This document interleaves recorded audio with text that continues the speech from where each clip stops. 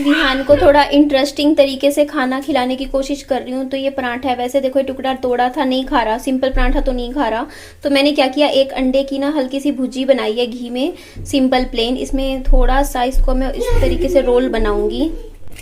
ये रोल्स बना दिए मैंने, इसमें मैंने भर भर के सॉस लगाई है। आई होप सो अब खा ले। कितना खाया है आप लोग भी देख लो, मुंह में इकट्ठा करे बैठा है। एक टुकड़ा खाया था फर्स्ट बस इसने, उसके बाद नहीं खाया। मम्मी आज मैं आपको दिल से थैंक यू बोलना चाहूँगी। आप इतनी गर्मी में गए थे स्पेशल बिजली का बिल भरने। एक्चुअली हुआ क्या कि आपको मैंने बताया था कि मेरा जो मेंटेनेंस था मम्मी के घर का, उसका 200 रुपये फ़ाइन लग गया लेट जब पैसे जमा करवाने का, क्योंकि 2 महीने का मैंने जमा नहीं करवाया, इकट्ठा जमा करवाने लगी तो उस पर 200 रुपये फ़ाइन हो गया। तो मम्मी ने को फिर पता था कि 14 तारीख बिजली का बिल भरने की लास्ट डेट है और आज 13 तारीख थी। तो मम्मी आज गर्मी में ही चली गई, बोलते कि नहीं मैं भर के आऊँगी बिजली का बिल। मैंने पकड़ाया, मम्मा को पैसे दिए और मम्मी जाके बिजली बोर्ड में जाके पैसे जमा करवाई। तो मेरे महीने का बिल भरा गया। मम्मी बोलते हर महीने मैं ही भर दिया करूँगी, तू ये काम मुझे दे दिया कर। क्योंकि मेरे साथ क्या होता है ना, मेरा ना वो जाता है, क्या कहते हैं, होता नहीं कि 2 दिन 4 दिन 5 दिन ऊपर हो जाता है, जाने का चक्कर नहीं लग पाता। और फिर मैं सोचती हूँ चल कोई नहीं, मैं तो दे दूँगी 40-50 रुपये फ़ाइन दे दूँगी, कहीं 100 रुपये फ़ाइन दे दूँगी। पर बड़ों लोगों को लगता है ना कि क्यों फ़ाइन देना है बेफालतू में। तो मम्मा बोलते तू मुझे बता दिया कर कहाँ पे भर के आना है, ये पैसे वैसे मैं भराया करूँगी। तो मम्मी को सच में दिल से थैंक यू बोलती हूँ, मम्मी ने इतना काम कर दिया आज, है ना। तो यहाँ पे देखिए मैं विहान के लिए खाना बना रही हूँ, उसमें मैं नमकीन चावल बनाना चाह रही हूँ। मैं कहीं तेल सरसों का लिया है, मैंने रिफाइंड ऑयल नहीं लिया। और ये प्याज मेरे गर्म हो गए थे तो क्या कहते हैं, प्याज हमारे भुन गए थे, है ना, बादामी रंग के हो गए थे। उसके बाद इसमें मैंने चावल ऐड कर दिए थे और सिंपल बनाए हैं, इसमें कुछ और ऐड नहीं किया, बस प्याज और चावल। बस देसी घी ऐड कर दूंगी तो अपने आप टेस्ट आ जाएगा। ये क्या चावल है बेटा? चावल बना रही हूँ आपके लिए, खाओगी ना? ये गरम है। विहान को यही खिलाऊंगी अभी। घी ऐड किया थोड़ा सा।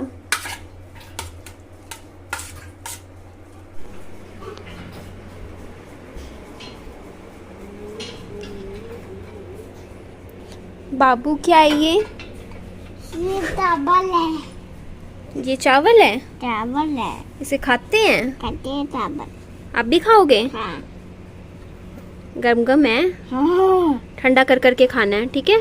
खाओ। हाँ। खाओ, आराम आराम से खाओ, गम गम है ना। आज मैं ये वाली बुक पढ़ूंगी और आज कंप्लीट भी कर दूंगी। ज़्यादा मोटी बुक नहीं है, ये हो जाएगी। डेल कार्नेगी की है। मैं ना आज सुबह से वेट कर रही हूँ कि जल्दी से अपनी एक वीडियो भेज दूँ रात वाली, मीन्स अभी। उसके बाद में ये वाली किताब पक्का पढ़नी है आज पूरी। मेरा कल से मन कर रहा था कि ये वाली पढ़ेंगे, अच्छी लग रही है काफ़ी। एक्चुअली मैंने आपको बताया था, जो मेरे सब्सक्राइबर नहीं आए थे, जो ये वाली बुक्स भी वही देकर गए थे, है ना। वो बेडशीट वगैरह सामान देके गए थे विहान के लिए। वो टॉयज नहीं थे, विहान की किताबें देकर गए थे। तो वो मैंने आपको बताया था कि उन्होंने वो गुजरात में सूरत में उन्होंने क्या था कि सूरत के जो बेस्ट डॉक्टर है, उन्होंने बोला सबसे अच्छे चाइल्ड के डॉक्टर हैं, न्यूरोलॉजिस्ट हैं। तो उन्होंने उनसे अपॉइंटमेंट ली और आज उन्होंने मुझे बताया कि उन्होंने सीधा 3 महीने की अपॉइंटमेंट ले ली है। मतलब वो 3 महीने की फीस उन्होंने जमा करवा दी है और अब वो कभी भी मिल सकते हैं उन डॉक्टर से, कितनी बार भी, मतलब अब बातचीत कर सकते हैं। पूरा पैकेज ले लिया है उन्होंने उन सर का। मैंने कहा अच्छा। तो फिर फिर मेरे पास फोन मिलाया, क्योंकि पता है क्या, देखो जब वीडियो कॉल पे जब बात हो रही थी उन डॉक्टर के साथ, तब उन डॉक्टर ने मुझे बताया था जब फोन पे कि ना आपके बेटे को ऑटिज्म है। उन्होंने सिर्फ वीडियो कॉल देख के बताया। मुझे कमेंट भी आ रहे थे कि वीडियो कॉल से कैसे पता चल सकता है खाली, है ना, वो भी सिर्फ 3 मिनट की भी लगा लो, 3 मिनट में सिर्फ बच्चे की एक्टिविटीज देख के उन्होंने कैसे कह दी ये बात, है ना। तो उन्होंने मुझे ये बात बोली। तो कल से मैं यही वीडियोस वगैरह देखे जा रही हूँ ऑटिज्म के ऊपर, कि मैंने कईयों के चैनल्स भी देखे जिनके बच्चों के ऑटिज्म है ना, जिन पेरेंट्स के बच्चों के। तो मैं वही सब पढ़ रही थी, स्टडी कर रही थी इस बारे में। तो फिर ना मेरे उन सब्सक्राइबर का फोन आया आज। वो बोलते कि हमें तो नहीं बताया डॉक्टर ने कि मतलब आपके बेटे को ऑटिज्म है, ना ही कहीं पेपर में लिखा है, लेकिन आपको सच में बोला है ये बात? मैंने कहा हाँ सच में बोली है मुझे ये बात, फोन पे बोली है। तो फिर वो बोलते हैं कि फिर पेपर में क्यों नहीं लिखा और मुझे क्यों नहीं बताया सर ने? तो उन्होंने फिर अब कल परसों 1-2 दिन की दोबारा अपॉइंटमेंट ली है उन सर से, वो सीनियर न्यूरोलॉजिस्ट हैं। तो वो उनसे ताकि पूछने के लिए कहा कि दोबारा से वीडियो कॉल करवाएंगे विहान की, ताकि अच्छे से थोड़ा सा डिस्कस हो सके कि ऐसा क्यों बोला।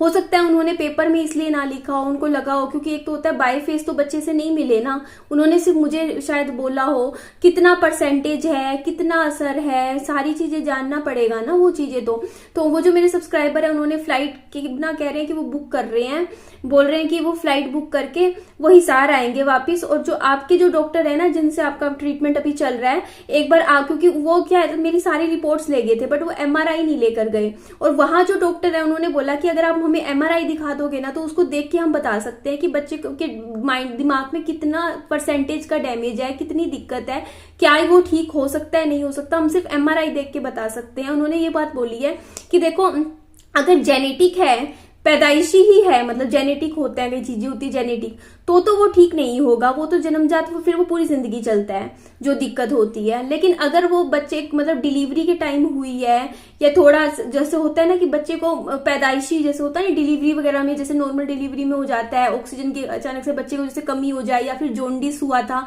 विहान को उस टाइम दिक्कत हुई है, तो अगर बाद में इस टाइप की दिक्कत की वजह से विहान की चीज हो रही है ना तो वो ठीक हो सकता है। डॉक्टर ने बोला है वो पूरा 100% ठीक हो सकता है, उसका हम ट्रीटमेंट कर सकते हैं अगर उस चीज की वजह से हो रहा है ये। तो वो बहुत अच्छे डॉक्टर हैं। तो उन्होंने, बल्कि जो मेरे सब्सक्राइबर है ना, उन्होंने ये बात भी मुझे बोली कि ना एक डॉक्टर है जिनका गिनीज बुक में रिकॉर्ड है कि उन्होंने इतने बच्चे ठीक करे हैं सीजर्स वाले, बोल रहे हैं कि वो उनको दिखाएंगे विहान को, बोले उनसे अपॉइंटमेंट लेंगे, सबसे इंडिया का सबसे बेस्ट डॉक्टर है वो, सबसे बेस्ट सीजर्स का। तो वो बोलते हैं कि हमें अपनी तरफ से पूरी कोशिश करेंगे। और वो उनको खुद मुझे फोन करके उन्होंने मुझे बात बोली कि मेरा तो दिल टूट गया, उदास हो गया मैं जब से मुझे ऑटिज्म वाली बात पता चली है। मैंने तुरंत अपॉइंटमेंट ली है और यहाँ भी डॉक्टर को मैं दिखाऊंगा, मतलब यहाँ पे जो डॉक्टर है उनसे रिपोर्ट लेकर, क्योंकि एमआरआई की रिपोर्ट उनको चाहिए थी, स्कैन वगैरह मैंने कहा था मैं करके दे दूंगी। वो बोलते कि एक बार यहाँ के डॉक्टर्स को ना वो यहाँ पता है क्यों आ रहे हैं अभी स्पेशली, वो सिर्फ इसलिए आ रहे हैं, वो बोल रहे हैं कि जो वो सूरत के जो डॉक्टर है ना उनकी बात करवाएंगे यहाँ के डॉक्टर से, ताकि वो केस अच्छे से उनको समझा सके, मतलब जो भी है विहान की जो चीजें हैं वो डिस्कस कर सके आपस में, फिर मतलब ताकि और बेटर पता चले विहान के क्या इशू है, क्या रीजन कारण है, क्या दिक्कत है, कितना है ना। तो बहुत मैं दिल से थैंक यू बोलती हूँ कि देखो उनको कितना लगाव है ना विहान से, सोच के देखिए, मतलब इतना लगाव हो गया सिर्फ वीडियो के थ्रू। बच्चे को देखा है 6 महीने का था तब से देख रहे हैं, और अब देखो कितना उनके लिए, मतलब इतना कौन घूमता है, देखो यार अपना पैसा लगा रहे हैं, है ना, अपना टाइम लगा रहे हैं, फ्लाइट में टिकट के पैसे लगते हैं, कहीं भी आप अपॉइंटमेंट ले रहे हो, डॉक्टरों के पास घूम रहे हो इधर उधर, है ना, तो उस हर चीज में पैसे लगते हैं ना, अपना टाइम निकल जाता है। तो वो क्यों कर रहे हैं बिना किसी स्वार्थ के, वो सिर्फ इसीलिए कर रहे हैं क्योंकि उनको विहान से लगाव हो चुका है, क्योंकि वीडियो के थ्रू वो बच्चा छोटा सा दिखता था उनको, हंसता खेलता, तो एक अटैचमेंट हो जाती है। आप लोगों की भी जरूर अटैचमेंट है ना विहान से, तो वो प्यार बन जाता है ना, थोड़ा सा बच्चे के लिए। तो वो कितनी मेरी हेल्प कर रहे हैं, उनकी वजह से मुझे कितना ज्यादा, मतलब मैंने कभी सोचा नहीं था इतने बड़े बड़े डॉक्टरों के ओपिनियन मुझे मेरे बच्चे के लिए पता चलेंगे, है ना, डिस्कस करके वीडियो कॉल के थ्रू। तो मेरे बच्चे के लिए आगे के लिए कितना अच्छा कर रहे हैं वो, है ना। तो मैं तो उनको सच में दिल से थैंक यू बोलती हूँ जिन्होंने मुझे इतना मोटिवेट भी किया कि लाइफ में मैं आगे कुछ करूं, और मेरे बच्चे के हेल्थ के लिए भी इतना कुछ कर रहे हैं, है ना। मुझे भी इतना मोटिवेट किया कि मैं हेल्थ पॉलिसी लूं, आगे के लिए कुछ करूं, अपनी जिंदगी में अच्छा करूं, है ना। और एक और मेरे को आप सबके साथ गुड न्यूज शेयर करनी है। ये शादी वाली गुड न्यूज नहीं है, कुछ और गुड न्यूज है, आपको मैं बता देती हूँ। कल ना हमारे यहाँ पे ना वो आए थे जो लोन देते हैं ना, सर आए थे, उनको किसी और से काम था यहाँ पड़ोस में, ठीक है। तो वो मुझसे कुछ पूछ रहे थे, ठीक है, बात मैं बताती हूँ। तो हुई क्या, तो मैंने उनको बताया कि क्या मैं एलिजिबल हूँ, मुझे लोन मिल सकता है ना। तो उन्होंने मुझे बताया, एक तो देखो जो उन्होंने मुझे बात बताई है कि हाँ आपको ना प्रॉपर्टी के अगेंस्ट लोन मिल सकता है। और मैंने कहा कि अभी एनओसी पे मिल जाएगा, बोलते एनओसी पे नहीं मिलता, रजिस्ट्री पे मिलता है। और कितने तक मिल जाएगा, मतलब क्या रिक्वायरमेंट होगी, मैंने सारी बातें उनसे पूछी और मुझे इतनी खुशी मिली है ना। मैंने एक और सपना देख लिया, मुझे यकीन नहीं हो रहा, मतलब मैं एक सपना पूरा करने के पीछे भाग रही थी और मेरे को एक और सपना मिल गया उसी टाइम मेरी लाइफ का। बताऊं क्या, आपको मैं बताती हूँ। ये जो घर है ना, इस घर के सिर्फ 3 लाख रुपए बचे हुए हैं लोन के, है ना। मतलब ये 13,20,000 का था, तो 3 लाख रुपए जैसे ही मैं इस घर का लोन खत्म कर दूंगी और रजिस्ट्री करवा दूंगी, तो सर ने मुझे बोला है कि रजिस्ट्री पे ना इस घर के ऊपर, इस घर के जो कागज होंगे उसके ऊपर में हम आपको 10 लाख रुपए का लोन दिलवा देंगे। मैं इतनी खुश हुई हूँ ना मेरी लाइफ में, मैं आप ये को बता नहीं सकती हूँ यार। मैं इतनी इमोशनल हो गई हूँ सोच के कि 10 लाख रुपए का लोन मुझे मिल जाएगा। मैं कहा भगवान जी, माता रानी मेरी इतनी सुन लो, बस मेरा ये काम बना दो, जल्दी से जल्दी खत्म हो लोन, और मैं 10 लाख का लोन लेना चाहती हूँ। सच में मेरी दिल से इच्छा है। और पता है मैं उन लोन का क्या करूंगी, पैसों का, 10 लाख रुपए का। और मेरी वो जो इंस्टॉलमेंट है कुछ नहीं पड़नी ज्यादा, बोल रहे हैं आपकी मर्जी है, 10,000 12,000 महीने की कटती रहेगी आपकी, आप जितना चाहो उतना लंबा भी खींच सकते हो, कोई ऐसी टेंशन नहीं है। मैं पता है क्या करूंगी, 10 लाख रुपए में ना बस अपने किसी तरीके से बस 1-2 लाख रुपए थोड़े से जमा कर लूंगी, मतलब 12-1 लाख रुपए तक का ना एक प्लॉट खरीदूंगी विहान के लिए। मैंने सोच रखा है जमीन खरीदूंगी, और मुझे पता है ज्यादा तो आएगी नहीं इतने रुपए में, क्योंकि यहाँ रेट हिसार के हाई फाई रेट है। यहाँ पे वो चीज नहीं है कि 10 लाख रुपए में 100-150 गज भी नहीं, 100 गज भी नहीं मिलता यार 10 लाख रुपए में, भूल जाओ। यहाँ के रेट बहुत हाई है, तो मैं ज्यादा उम्मीद नहीं करती हूँ, बट फिर भी ये सोच रही हूँ कि 80 गज तक का मिल जाए कुछ, है ना। या क्या करें यार, इससे छोटा तो क्या ले, है ना। तो एक प्लॉट लेके छोड़ दूंगी, 4 दीवारी कर दूंगी, क्योंकि रेट तो कल को बढ़ते ही है ना। मान लिया मैंने ब्याज भरा, मान लो 1-1.5 लाख मेरे को ब्याज देना पड़ भी गया, तो वो प्लॉट इतने सालों में तो वैसे ही महंगा हो जाएगा, है ना।